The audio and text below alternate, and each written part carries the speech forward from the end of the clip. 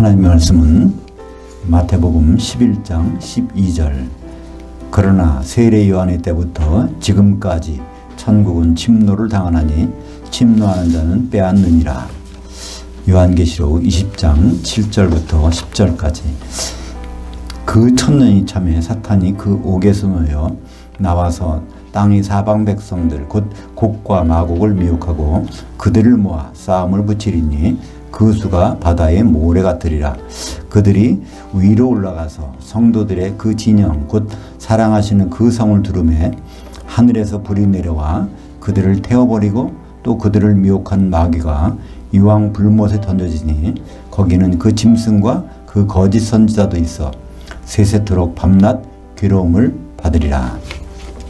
오늘 말씀을 가지고 천국은 지금 지상에서 천년왕국은 곧 공중에서 라는 제목으로 말씀을 나누겠습니다. 천년왕국과 천국은 다릅니다. 천년왕국은 예수님이 앞으로 재림하셔서 공중에서 통치하실 그리스도의 나라. 근데 천국은 하늘들에 계신 아버지께서 지금 통치하고 계신 하나님의 나라입니다. 그러니까 성경에서는 천국과 하나님의 나라를 동의어로 사용하고 있습니다. 근데 하나님은 어디 계시다고요? 성경에는 계속 말씀하시기를 하늘들에 계시다고 하고 있습니다. 암송하는 주기도문에도 보면은 마태복음 6장 9절에 하늘들에 계신 우리 아버지요 라고 기도하라고 했습니다. 물론 우리말 번역은 하늘이라고 했기 때문에 단수로 나와 있죠. 그러나 예수님 분명히 말씀하시기를 하늘들, 그러니까 우리가 있는 이곳입니다. 거기 아버지가 지금 이곳에 계시고 예수님은 이곳에 안 계시죠? 셋째 하늘로 올라가셨으니까. 천국 하나님 나라가 어디 있는지 언제 오는지 이것도 유대인들 특히 바리새인들이 궁금해했거든요. 그래서 바리새인들이 예수님한테 물어봅니다. 하나님 나라 천국은 언제쯤 임합니까? 물어보니까 거기에 대한 답변이 누가복음 17장 21절입니다. 또 여기 있다 저기 있다고도 못하리니 하나님의 나라는 너희 가운데 있느니라. 보통 이 말씀 때문에 우리 마음속에 천국이 있다고 이렇게 생각하는데 그거는 그냥 생각할 따름이지 그런 말씀이 아니에요. 여기서 이 질문하는 사람 또 이 답변을 듣는 사람은 예수를 믿지 않는 그때 당시에 율법은 알지만 바리새인들이 이 질문을 했습니다. 근데 그 바리새인들을 향해서 너희 가운데 이 천국이 있다는 거예요. 근데 바리새인들은 그걸 깨닫지 못하는 거죠. 그들이 깨닫지 못할 뿐이지 천국 하나님의 통치는 지금 이루어지고 있는 것입니다. 근데 하나님의 통치 천국은 언제부터 시작되었는 것일까요? 정확히 말하면 주후 26년에 시작됐습니다. 예수님 십자가 돌아가신 것이 주후 30년이니까 그 전에 3년 반 전에 그때 요단강에서 세례를 받고 올라오실 때 성령이 임한 다음부터 그때부터 시작된 것이 하나님의 통치, 천국이 시작된 것입니다. 그건 예수님이 직접 말씀하셨어요. 마태복음 12장 28절에 그러나 내가 하나님의 성령을 힘입어 그 귀신들을 쫓아내는 것이면 그 하나님의 나라가 이미 너희에게 임하여 있느니라. 이것도 예수님이 귀신 쫓고 할 때 그때 옆에 있던 바리새인들이 바알세불 귀신의 왕 힘입어서 귀신 쫓아낸 거나 그러니까 예수님이 말씀하시기를 이 말씀하신 것입니다. 마태복음 12장 28절. 그러니까 여기서 너희는 누굽니까? 예수를 믿지 않는 배척하는 바리새인들에게 이미 천국이 임하였다는 것이에요. 내가 성령을 힘입어서 귀신 쫓아낸 것이면 하나님 나라가 이미 임하였다. 그러니까 예수님이 이 땅에 BC 주전 6년, 5년 그때 오셨습니다. 그죠? 그랬다가 30년 동안은 사역을 안 하셨어요. 왜냐하면 율법에 의하면 꼭 30세가 되어 하나님의 일을 하는 자, 제사장은 30세가 되어야 할 수 있게 되어 있습니다. 그러니까 30세까지 기다리셨어요. 30세 되는 때 바로 요단강에서 성령이 임하셔서 그때부터 3년 반 사역하실 때 그때부터 이루어진 것이 천국이 임한 것입니다. 지금도 천국은 우리 가운데 있습니다. 근데 천국에서는 좋은 것만 있는 것 같죠? 하나님의 자녀들이 천국 간다. 예수 믿으면 천국 간다 그러는데 성경에서는 그렇게 말하지 않아요. 천국엔 누가 있냐면 마귀도 있고 그가 부리는 그 귀신들, 악한 영들 같이 존재하고 있는 거예요. 예수님이 말씀하시기를 마태복음 13장 24절 하반절에서 26절까지 보겠습니다. 천국은 좋은 씨를 제밭에 갖다 뿌린 사람 같으니 사람들이 잘 때 그 원수가 와서 곡식 가운데 위에 가라지들을 덧뿌리고 갔더니 싹이 나고 결실할 때 가라지들도 보이거늘. 그래서 이것을 나중에 이제 뒤에 부분에 설명해 주잖아요. 이 곡식은 하나님의 아들들, 자녀들인데 거기다가 자고 일어나 보니까 악한 자, 마귀가 와서 가라지를 덧뿌리고 왔다는 것입니다. 그 사이사이에다 심어놓은 게 아니라 그 위에다가 뿌렸다는 거예요. 그러니까 이 하나님의 자녀들이 시간이 지나다 보면은 다 그쪽 마귀의 자녀들로 변화한다는 것입니다. 변하지 않고 제대로 크는 경우는 숫대 가서 곳간에 들이지만 이제 가라지가 된 것들은 다 이제 불에 살르는 것을 나타내고 있죠. 여하튼 천국이라는 것은 곡식과 가라지가 함께 자라는 곳. 그러니까 지금도 곡식은 알곡 성도들이라고 할 수 있죠. 거기다가 가라지는 이제 그 가라지가 되어가는 과정, 성도들이 변질될 수 있다는 얘기죠. 그럼 천국은 누가 들어갈 수 있을까요? 천국은 입장권이 있어야 돼요. 그죠? 그냥 들어갈 때 입장권이 없으면 안 됩니다. 그것이 요한복음 3장 5절에 사람이 물과 영으로 나지 아니하면 하나님 나라에 입장할 수 없느니라. 우리말 번역은 들어갈 수 없다. 천국 가려면은 이런 절차가 있나 봐. 그렇게 번역되어 있는데 정확한 헬라어는요. 에이스 에르코마이라고 그래서 에이스란 말은 속으로 이렇게 앞으로란 접두하고요. 거기다 에르코마이 이제 거기 들어간다니까 그 안으로 들어가는 거예요. 우리말로 가장 정확한 표현은 입장입니다. 천국의 입장. 그러니까 천국에 정식으로 입장하면 영이 살아나 거듭나야 돼요. 정식 입장은 아니지만 천국 가운데 있는 가라지들은 사실 정식 입장이 아니겠죠. 사람이 물로 뿐 아니라 영으로도. 그때 물이라는 것은 육신적으로 어머니 모태에서 양수가 터져서 나오는 것을 물이라고 그러죠.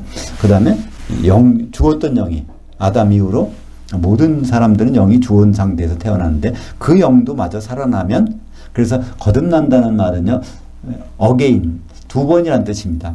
어머니 뱃속에서 한 번 나오고 또 죽었던 영이 다시 살아나고, 그래서 이 거듭나면 하나님 나라에 당연히 입장하게 된다는 것입니다.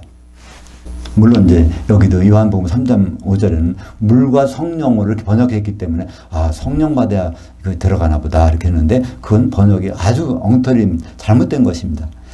성령은 안 받아도요 거듭나는 데는 지장이 없어요. 성령은 뭐 때문에 오신다고요? 오순절날 성령 내리신 것은 바로 하나님의 자녀들이, 아들들이 하나가 되어서 신부로 준비되기 위해서, 그래서 성령은 오시는 것입니다. 근데 천국은 입장은 가능한데 거기에서 살 수가 없어요. 참 보통으로는. 그래서 오늘 말씀처럼 마태복음 11장 12절의 말씀처럼 그러나 세례 요한의 때부터 지금까지 천국은 침노를 당하나니 침노하는 자는 빼앗느니라. 그러니까 세례 요한의 때부터 지금까지. 그러니까 세례 요한의 때는 어떤 때죠? 세례 요한인 사람은 원목적이, 지상의 원목적이 누구죠? 예수님, 이분이 바로 그리스도다. 이분이 바로 천국의 시작인 분이다. 이거를 일러주러 온 사람이기 때문에 세례 요한의 때라는 것은 바로 요단강에서 예수님께 세례를 베푸실 때, 그때부터 지금까지, 그러니까 예수님이 계실 때뿐 아니라 지금까지 천국은 침노를 당하나니, 그러니까 천국이 계속해서 침노를 당해야 된다는 거예요. 그래야 들어가서 차지할 수 있다는 말입니다. 그 천국을 침노해야 되는 이유가 이제 성경에는 기록되고 있어요. 천국은 그냥 가만히 있어 들어가는 게 아니에요. 들어갈 수 없게 만드는 사람들이 있다는 것입니다. 마태복음 23장 13절 보면 화 있을진저 외식하는 서기관과 바리새인들이여 너희는 천국 문을 사람들 앞에서 닫고 너희도 입장하지 않고 입장하려 하는 자도 입장하지 못하게 하는도다.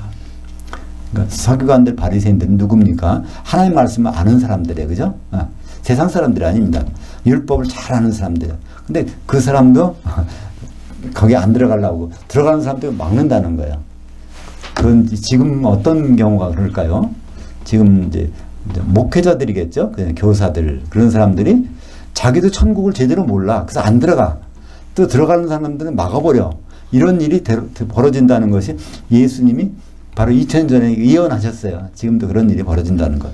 그러니까 천국은 그냥 가만히 있으면 제대로 들어가서 살동하는 것이 아니라 아주 애를 써야 된다는 것입니다. 왜 애를 쓰냐면은 방해하고 있는 사람들이 있기 때문에. 그런 사람들이 사탄 마귀가 아니라 바로 성경을 가르치는 사람들이 제대로 그걸 못 보여주기 때문에. 사실 그렇잖아요. 천국은 찬송가 많은 부분이 그래요. 그러니까 죽어서 가는 곳으로 그렇게 알고 있잖아요. 예수님 분명히 곡식과 가라지가 같이 있는 곳이 천국이라고 했는데 우리는 거기 죽어서 예수만 믿으면 죽어서 천국 간다고 그렇게 말하고 있는데 천국에 가서 영생복락을 누린다고 말하고 있는데 그 말이 사실이 아니거든요. 그렇게 말하는 사람도 거기 가보지 않았으니까 그렇게 말하게 되는 거고 또 이제 달리 천국에 가고 싶은 사람도 그 사람 말리는 거예요. 그러니까 믿으면 되는 거야. 이렇게 말하고 있죠. 그러나 천국에 들어간다고 다 완성될까요? 모든 것이? 천국은요. 최종 목적지가 아닙니다. 천국에 들어가서는 거기서 할 일이 있어요. 거기서 곡식과 가라지가 있지만 그게 끝까지 가서 결국 끝까지 곡식으로 남아서 그 곡식이 떡이 될 목적으로 거기 가 있는 거예요. 천국에서 곡식이 뿌려지는 것은 떡이 돼야 되는 거예요. 떡이 되려면 그것이 잘 추수 때까지 자란 다음에 그것이 방아쪄 가지고 가루가 돼서 그 다음에 준비된 기름으로 성령의 기름으로 반죽이 돼서 그것이 바로 온전한 떡 예수님 앞에 하나의 신보로 나타날 때까지 그게 최종 목적지인 거예요. 그러니까 천국에 들어가지 않으면 그런 일이 시작도 할 수 없는데 천국에 들어갔다고 해서 끝나는 게 아니라 바로 그것을 마지막까지 가야 된다는 것입니다. 중간에 가라지로 변질되거나 다른 게 되면 될 수가 없는 것이죠. 그래서 천국과 천년왕국은 그렇게 다른 것입니다. 천국에서는 지금 뭐가 진행되고 있는 거예요. 그리 완성되면 이제 천년왕국이 시작되는 거고 이렇게 구분되는 것입니다.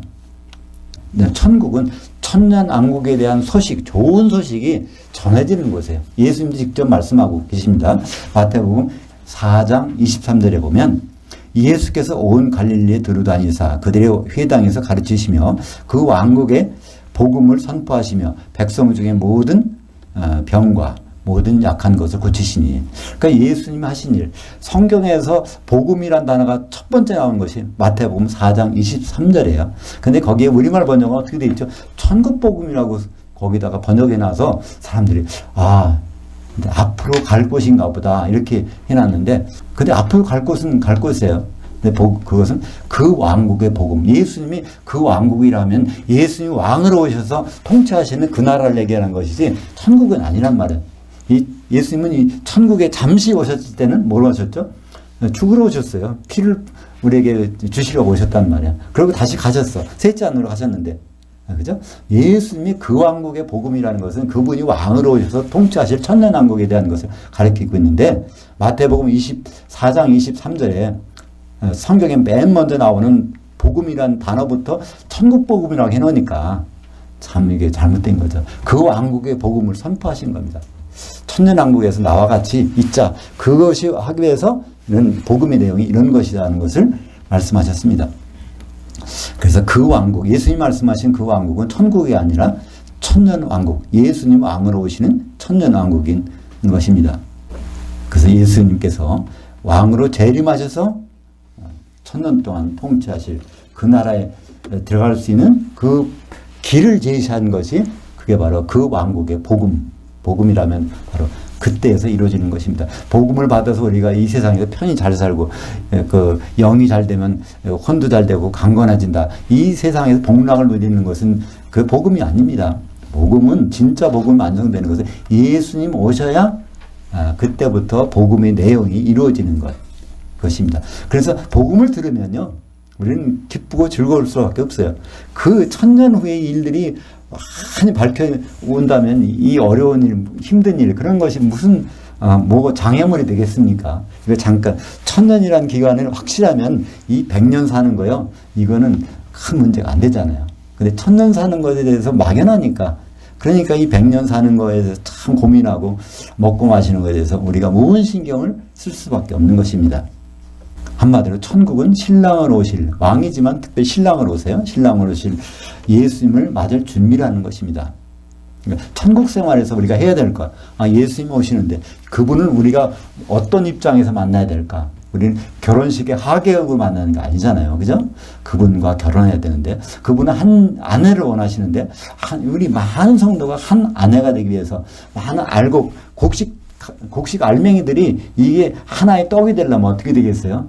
그것이 잘 자란 다음에 껍질이 벗겨져서 이게 가루가 된 다음에 우리가 다 깨어져서 거기에 성령의 기름을 범벅이 돼서 그렇게 될 때 그분을 만날 수 있으니까 우리가 성령의 기름을 준비하는 것은 예수님 만날 준비에 가장 기본적이 되는 것이 아니겠습니까? 마태복음 25장 1절에 거기 이제 천국에 대한 설명을 마지막으로 예수님이 하신 것이 있어요. 마태복음 25장 1절. 그런데 천국은 어떤 것이, 천국 생활이 어떤 것이냐면 마치 등을 들고 신랑을 맞으러 나간 열 처녀들과 같다 하리니. 그래서 우리는 예수님을 신랑으로 맞으면 때 등을 들고 그분을 기다리는 것입니다. 등이라는 것은 성경적 용어로 그게 바로 영입니다. 사람의 영이에요.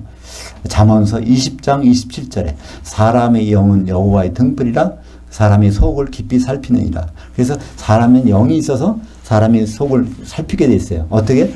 성령께서 우리 영이 살아나면 성령께서 우리 영과 더불어 우리를 속을 비춰주는 거거든요. 근데 우리 영이 살아나야 성령께서 비춰주는 거지, 우리 영이 살아나지 않으면 그런 일은 있을 수 없겠죠. 하여튼, 열 처녀가 들고 있는 등이라는 것은 거듭났던 사람들을 얘기하고 있습니다.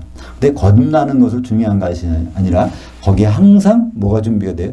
기름이 있어야 계속 탈 수 있잖아요. 등불을 밝힐 수 있어. 근데 기름이 등을 들고 있을 때는 다 기름이 있었어요. 그러니까 시간이 지나고 졸며 잘새 일어나서 신랑을 만날 때 그때 두 가지 나눠집니다. 그때까지 기름을 갖고 있는 사람과 그때는 기름이 소멸된 사람. 그 소멸된 사람은 신랑을 만나지만 그 앞에서 쫓겨나는 것입니다. 그래서 예수님과의 혼인에서 떠오르는 사람들은 특별히 중매쟁입니다. 우리 성경에 보면 세상 사람을 두 부류로 나눴어요. 사도들과 성도들. 거기에 목사, 집사 뭐 그건 다 별계층이고 사도들 아니면 성도들이에요. 근데 사도는 특별히 중매쟁입니다. 고린도후서 11장 2절에 보면 내가 하나님의 열심으로 너희를 위하여 열심을 내노니 내가 너희를 정결한 한 처녀로 한 남편인 그리스도께 드리려고 중매했음이로다. 그러니까 이미 사도는 자기 일을 끝냈어요. 중매해놓고 끝났단 말이에요. 사도는 죽어서도 관계없어요. 일을 끝내놨으니까. 그 중매한 내용이 뭘까요? 이게 성경책, 신약 성경이 바로 중매. 예수 믿고 혼인할 때 어떻게 해야 되나? 준비는 어떻게 되나? 이게 바로 이제 사도들의 기록으로 우리에게 주어진 것입니다. 그럼 우리는 사도들과 똑같은 일을 해야 될까요? 그렇지 않습니다. 우리는 중매하는 일이 필요한 게 아니라 한 처녀로 되어지는 일이 필요해요. 한 남편은 하나인데 그 신부가 여럿이면 안 되잖아요. 한 신부로 되는 것. 그것이 우리의 할 일입니다. 성도들이 할 일이에요. 복음 전하고 뭐 하는 거, 그것은 사도들의 일입니다. 하나님이 특별히 선택해서 어떤 사람에게 사도의 일을 맡길 수는 있어요. 그러나 그건 보편적인 일이 아니라 바로 사도들의 일입니다. 성도들의 일은 복음 전하는 것이 아니라 바로 한 신부가 되어지는 일. 한 신부가 되려면 뭐가 필요한가요? 다른 성도와 같이 연합이 되어야 되는 거예요. 그죠? 떡이 되려면 그 연합이 떡이 되잖아요.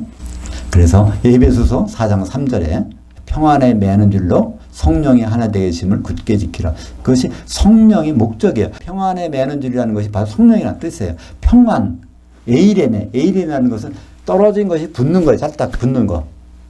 그 매는 줄이 바로 성령이 하나 되게 하시는 것이라는 거예요.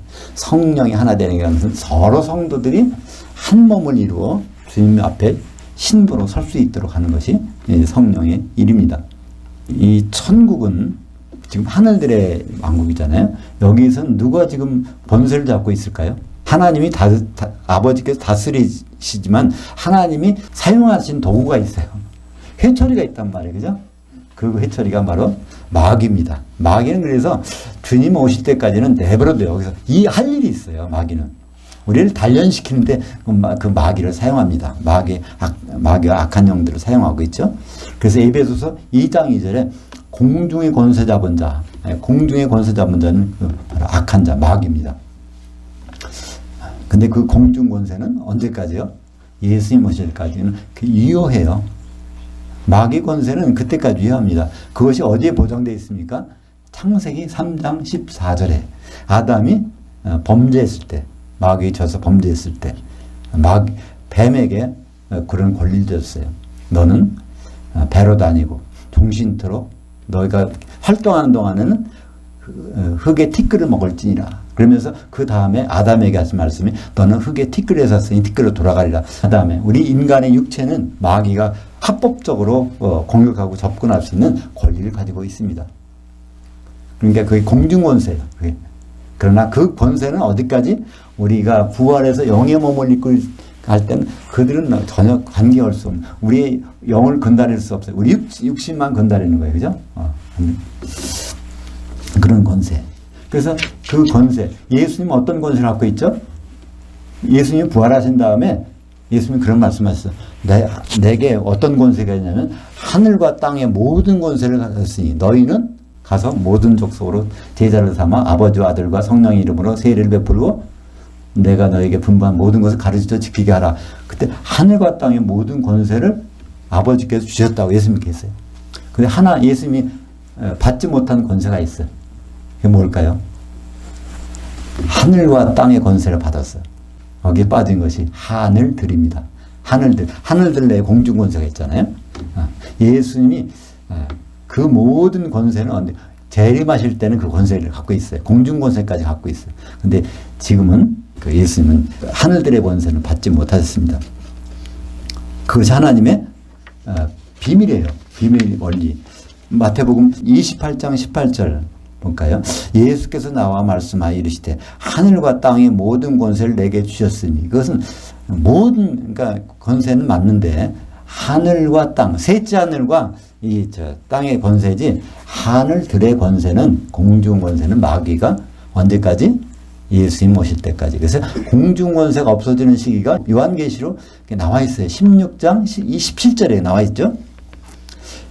일곱째 천사가 그 대접을 공중에 쏟음에 큰 음성이 성전에서 보좌로부터 나와서 이르되 되었다 하시니. 그래서 일곱째 나팔 불 때, 주님이 재림 나팔이 울릴 때 그 일곱 대접의 마지막 대정이 어디에? 공중권세에 있는 그 자리에 쏟아서 마귀가 결박돼서 무저갱이 들어갑니다.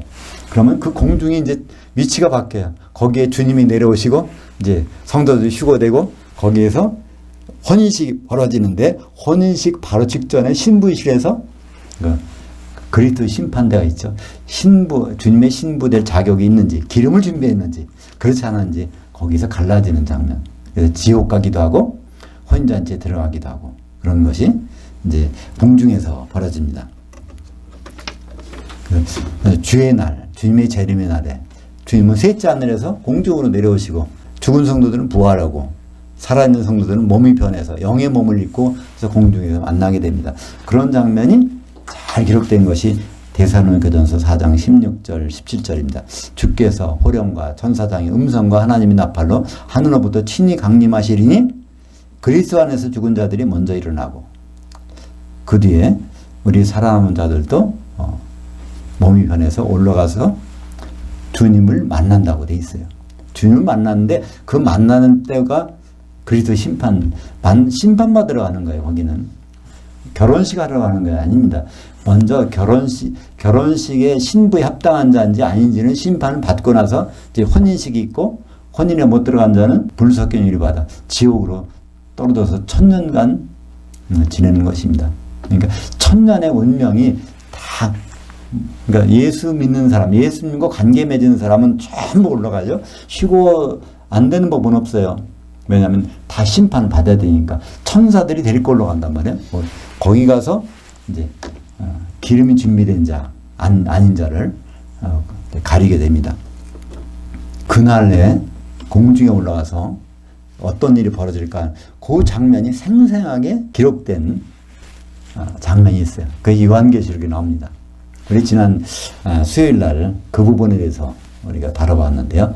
요한계시록 1장 13절부터 16절까지는 지상에 이제 땅에 있는 모든 성도들이 휴거돼서 공중에 올라가고 예수님은 셋째 하늘에서 내려와서 거기에 모여 있는 장면이 나와요. 그러니까 예수님 만날 때 어떤 모습으로 만날까? 나는 예수님 만날 수 있을까? 어떤 모습일까? 그 궁금증이 완전히 풀리는 곳이 바로 요한계시록 1장 13절을 보겠습니다. 그 7 촛대들 한가운데 인자 같은 이가 발에 끌리는 옷을 입고 가슴에 금띠를 띠고. 주님과 성도들이 만나는 장소는, 성도들은 어떻게 만나요? 교회를 이루어서 만납니다. 교회, 거기에 소속돼서 거기 만나는 거예요. 7교회 한가운데에 이제 주님이 내려와 있는 그 장면에서 이제 그리스도의 심판대가 펼쳐지는 것입니다. 거기에 말하는 열처녀도 거기에 속한 것이죠. 기름 준비한 사람인지 아닌지 그런 것이 양과 염소, 그 부분이 다 거기서 이제 구분되는 것입니다. 그 다음에 이루어지는 것이 이제 혼인식, 신부실에서 쫓겨난 아들들이 있는가 하면 거기서 이제 혼인잔치에 들어가는 아들들이 있는 것입니다.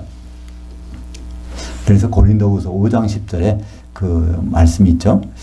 이는 우리가 다 반드시, 우리라는 것은 고린도후서에서 우리라는 건 모든 성도를 얘기하고 있습니다. 성도들에게 보낸 편지니까요. 그래서 우리가 다 반드시 예외가 하나도 없이 그리스도의 심판대 앞에 나타나게 돼요. 심판을 받는다는 거예요. 근데 뭘 심판받느냐면 선악 간에 그 몸으로 행한 대로 심판을 받는다는 거예요. 그 몸은 단수라고 그랬죠. 몸은, 예수님 몸은 단수예요. 예수님 몸인 교회를 통해서 선한 일을 했는지 교회를 통해서 악한 일을 했는지 그거에 따라서 심판을 받는데, 교회가 뭐죠? 그리스도의 아내잖아요. 그죠? 교회로 모여서 우리가 예수님의 아내 될 그 준비를 했는 사람은 하나님이 선으로 보시는 거고, 그렇지 않은 사람은 하나님이 악으로 보신다는 거예요. 우리의 도덕이 기준이 되는 것이 아닙니다. 하나님의 원칙이 기준이 되는데, 하나님은 예수님을 결혼시키는 건데 우리가 거기에 가담했느냐, 거기에 반대되는 일을 했느냐에 따라서 심판이 벌어지는 것입니다. 그 자리에서 바로 모든 기독교인들은 천년왕국이냐 1000년 동안 지옥이냐가 갈라지게 됩니다. 그렇다면 우리가 모든 사람은 다 부활해요. 예수 믿는 사람은 다 부활합니다. 그래서 거기에 올라가는데, 그게 부활이 좋은 부활이 있고 나쁜 부활이 있어요. 올라갔다가 혼인잔치에 들어가면 좋은 부활이죠. 올라갔다가 혼인잔치에 못 가고 쫓겨나면 그건 나쁜 부활입니다. 그래서 그 좋은 부활을 성경에서 첫째 부활이라고 기록하고 있어요. 그러니까 그거는 순서가 첫째가 아니라 바로 질적으로 좋다는 거예요. 순서로 첫째 부활은 누구죠? 예수님입니다. 예수님. 그 고린도전서 15장 23절과 24절에 보면 부활의 순서를 말씀하고 있어요. 첫 열매는 그리스도요. 두 번째는 바로 그리스도 강림하실 때 바로 그 앞에 설 자들이요. 그러니까 기독교인들이요. 세 번째는 천년왕국이 끝난 다음에 백보자 심판을 받으러 거기 나온 자들이다. 그래서 부활의 순서가 첫 번째, 두 번째, 세 번째 나오는데 그건 순서고, 그 다음에 제일 좋은 부활은 바로 예수님과 더불어 1000년 동안 왕노릇하는 그 부활이 제일 좋은 부활이고, 예수님을 만났지만 거기서 기름이 없어서 쫓겨나서 지옥에서 1000년 지내는 것은 좋은 부활이 아니라 그건 나쁜 부활이죠. 요한계시록 20장 6절에 이 첫째 부활에 참여한 자들은 복이 있고 거룩하도다. 둘째 사망이 그들을 다스리는 권세가 없고 도리어 그들이 하나님과 그리스도의 제사장들이 되어 1000년 동안 더불어 그리스도와 더불어 악노를 하더라. 이것이 제일 좋아하는 부활인데, 나쁜 부활은 어떤 부활이죠? 공중에서 예수님을 만나지만 그 자리에서 내가 너희를 모르노라 해서 쫓겨나서 이제 불 섞인 유리바다 지옥에 던져져 있는 그 부활. 그 부활을 요한계시록 18장 21절에 이렇게 설명합니다. 이에 한 힘센 천사가 큰 맷돌 같은 돌을 들어 그 바다에 던져 이르되 큰 성 바벨론이 이같이 비참하게 되어 던져져 결코 다시 보이지 아니하리라. 큰 성 바벨론, 큰 음녀. 예수님을 믿지만 나는 과부가 아니라, 나는 신랑이 필요 없다 하는 교회 성도들, 그들은 다 그 바다에 던져진다는 거예요. 그래서 결코 보이지 않는다는 거예요. 얼마 동안? 1000년 동안. 1000년이 지나면 거기서 나오게 되니까. 그러니까 요한계시록 20장 13절에 1000년이 지난 다음에 그 바다가 죽은 자들을 내어주며 할 때 그 사람들은 그 바다, 지옥에 들어가 있던 거예요. 1000년이 지나야 나오기 때문에 그동안 보이지 않는 것입니다. 그래서 우리는 보통 천국 하면은 이 땅이 아니라 천국에 올라간다고 얘기도 하고, 또 다른 생각은 예수님이 올 때 이 땅의 모든 족속이 그를 본다고 되니까 아 지상으로 내려오나 보다. 그러니까 그 천년왕국도 지상에 있는 것으로 이렇게 착각을 하게 됩니다. 근데 성경에는 그것을 분명히 얘기해 주는 것이 있어요. 지상 재림은 없습니다. 예수님이 지상에 내려올 필요가 없어요. 예수님이 영의 몸으로 부활하셨고 성도들도 영의 몸을 입고 공중까지 올라갔는데 거기 다시 지상에 내려올 일이 있습니까? 지옥은 가지만 지상에는 안 내려와요. 지상에는 천년 동안 어떤 사람들이 있죠? 불신자들이 있어요. 예수 믿는 사람은 다 공중으로 올라갔기 때문에 불신자들 그들이 천년 동안 이제 지내고 있는데 천년이 지나면 마귀가 와서 그들을 유혹합니다. 거기에 안 넘어갈 사람 하나도 없어요. 그죠? 지금도 예수 믿기가 힘든데 그때 와서 천년 동안 태평성대로 있다가 갑자기 마귀가 나타나서 유혹해버리면 다 마귀 따라간단 말이에요. 그래서 그 땅에 있는 모든 사방 백성, 모든 백성이 이 마귀의 유혹을 받아서 다 어디로? 성도들이 있는 곳 포위하러 올라가요. 근데 우리말 번역은 그게 어떻게 돼 있죠? 지면에 흩어진다고 번역돼 있어요. 요한계시록 20장 거기 9절에 보면 지면에 흩어져서 그러니까 지면에 흩어져서 성도들을 포위한다고 하니까 성도들이 어디 있는 것으로 표시되어 있어요? 지면에. 그러니까 성도들이 천년왕국 지난 다음에 지면에 있으면 천년왕국 때도 지면에 있는 거니까 거기 지면에 성도들이 있다는 얘기는 예수님과 같이 있을 테니까 예수님도 거기 밑에 있는 거잖아요. 그러니까 예수님도 지상에 있고 성도들도 지상에 있고 천년왕국 때도 그렇고 천년왕국이 끝나도 그런데 이상하잖아요. 그죠? 근데 원전에 보면 거기에 지상에 있다는 얘기가 아니라 마귀가 그들을 이끌고 올라간다고 되어 있어요. 그 단어가 아나바이노라는 단어입니다.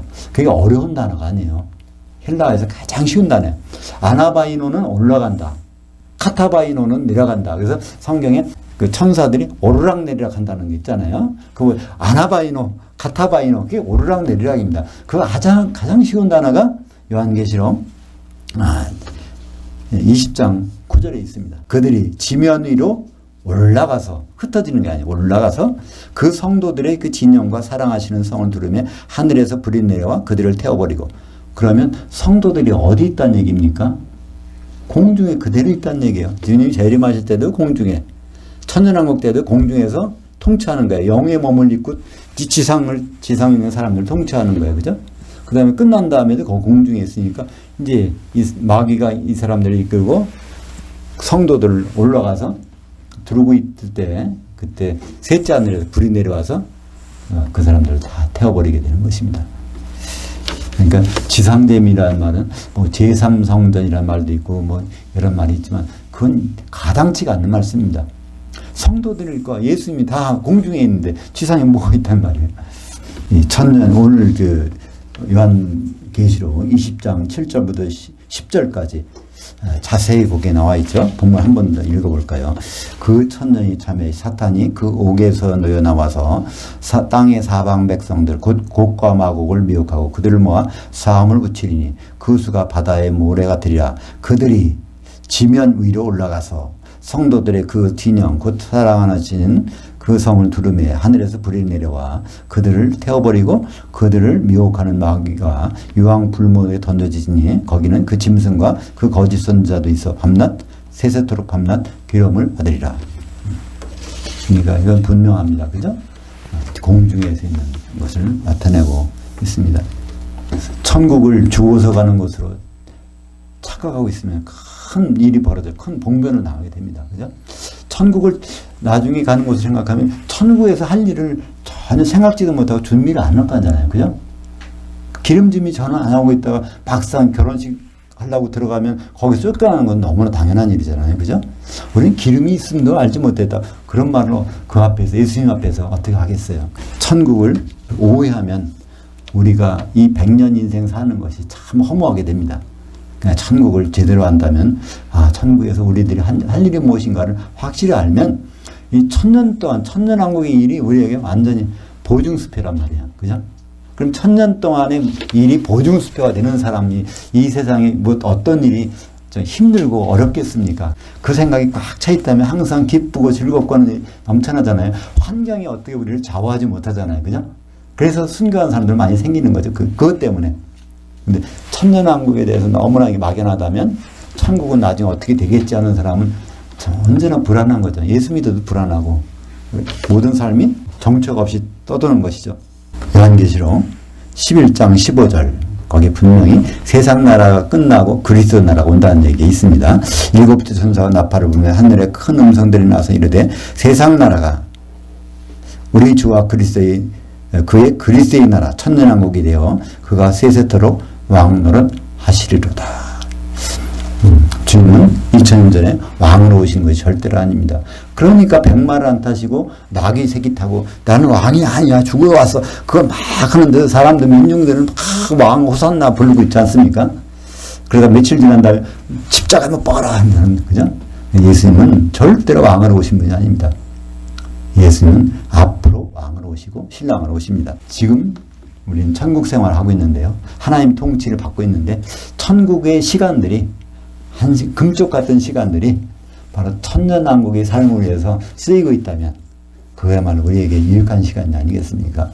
이 시간들이 이 세상을 위해서 쓰이는 것이 아니라 이 세상보다 10배, 수십 배로 긴 그 시간을 위해서 쓰이는 저와 여러분이 됐으면 좋겠습니다. 기도하겠습니다. 하나님 아버지 감사합니다. 우리는 천국과 천년왕국을 혼동하고 오해하기도 하는데 분명히 오늘 말씀을 통해서 하나님은 천국에서 곡식과 가라지를 같이 자라게 하시고 추수 때에 그것을 가리는 것을 분명히 보게 하심을 감사합니다.